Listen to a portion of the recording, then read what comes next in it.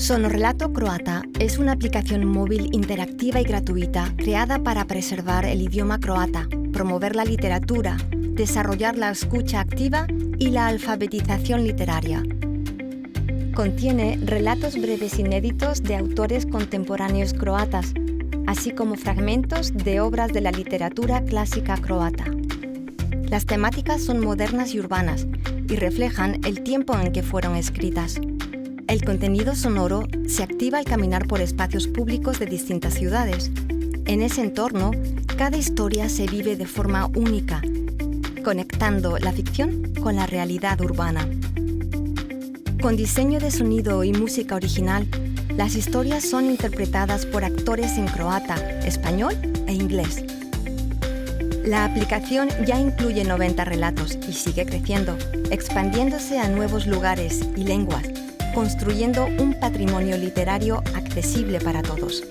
Sonorelato Croata ya está activo en ciudades de Croacia, así como en Nueva York, París, Londres, Buenos Aires, Santiago de Chile, Los Ángeles y Madrid. Muy pronto también en otras ciudades del mundo. Es operativa exclusivamente en teléfonos móviles con tecnología de geolocalización. ¿Cómo funciona? Descarga la aplicación en Google Play o Apple Store, activa la geolocalización y recorre los puntos marcados en el mapa. Cuando atrapes una historia, recibirás una notificación. Puedes escucharla al instante o guardarla para más tarde. La app también está adaptada para personas con dificultades lectoras. Permite ajustar el tamaño y tipo de letra y ofrece acceso a todos los textos en formato escrito. Las historias ya escuchadas aparecen con el logo azul y las que aún te esperan en rojo. Puedes volver a escuchar cualquier historia desde el mapa.